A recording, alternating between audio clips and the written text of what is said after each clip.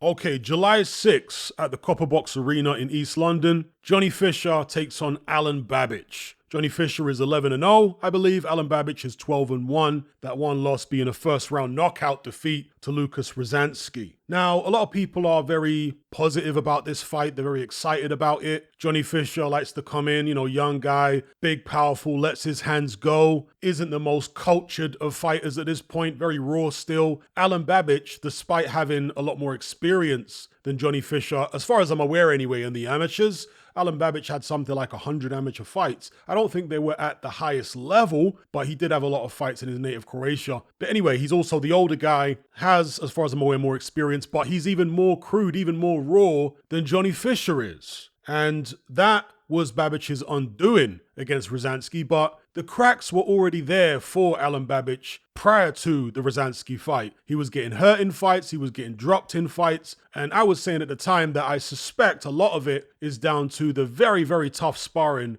that he's been doing in Dylan White's gym over the years. I think Alen Babic has been damaged goods for a while now. Not that he ever would have been anything special, but I think that his punch resistance has deteriorated over the past few years, and it culminated in that loss to Rzansky. Again, not saying he wouldn't have lost to Rzansky a few years ago as well, but I think he took a better shot a few years ago. And so I think Alen Babic would have had a better chance against someone like a Johnny Fisher, a green fighter like him. Again, similar number of pro fights, the pair of them. But I think Alen Babic would have had a better chance a few years ago when he could take a bit of a better shot. At this stage, I see Johnny Fisher winning this fight by knockout. Alen Babic's last contest was against Steve Robinson. Yeah, not the Welsh Steve Robinson who fought Prince of the Scene back in the days. You shouldn't need me to explain that, but I'm just going to throw it out there anyway, in case somebody gets confused. Now, this is a heavyweight Steve Robinson from the northeast of England, who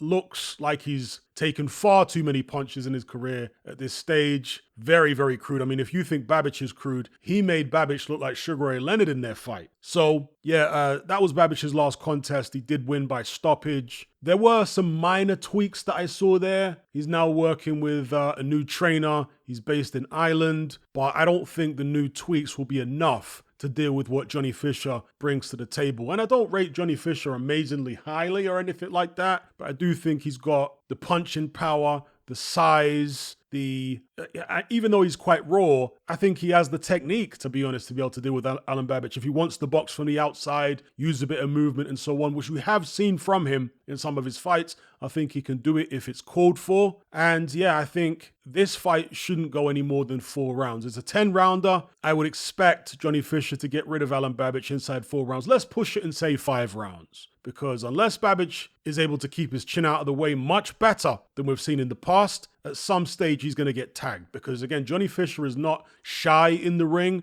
He's still got that kind of, ignorance of a young fighter where he'll come in letting his hands go when sometimes it's not the best thing to do. For Alen Babic, I give him a puncher's chance. He can dig pretty hard, and Johnny Fisher's chin hasn't really been tested at this point. With that being said, Babic is a small heavyweight, right? He comes in 210, 220 pounds, something like that. And at 220, he's pretty fleshy. So it'll be interesting to see how much he weighs for this one. So let me know what you guys think about this in the comment section below. Do you give Babic a better chance than me? If it was the Babic of a few years ago who took a better shot than this version, then I'd give him a better chance. But as it stands right now, I got to go with the Rumford Bull, Johnny Fisher. So let me know what you guys think. And before I go, I removed a video from my channel. It was called Tyson Fury, the signs that he was going to lose to Usyk, something like that. So I removed that video from my channel because, it got the little yellow dollar sign, which meant I couldn't make any money off it. Sometimes the YouTube algorithm will do that to a video. You can't make any money off it. And whenever that happens, I just remove the video because it does happen from time to time.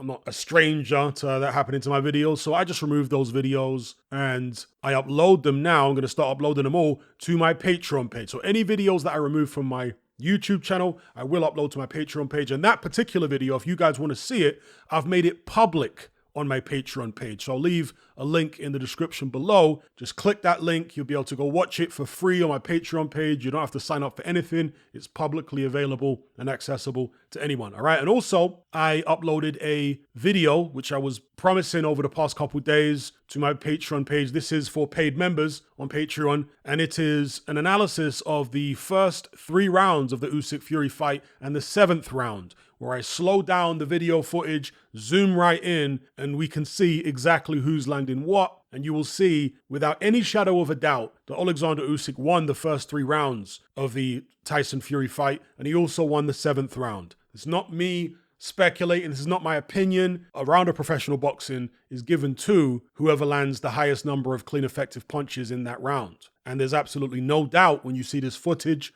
slow motion, zoomed in, that it was Alexander Usyk easily in those rounds. Rounds 1 to 3 and round 7. So if you want to access that video, all the links are in the description. And you'll go over there. There's no contract. You can cancel at any time, just like Netflix, but it's a lot cheaper. And there's loads and loads of boxing content on there, which is exclusive to Patreon, which you will not find on my YouTube channel. There's loads of film study of fights and what have you on my Patreon. So definitely check that out. And I'll catch you guys on the next video. I'm out.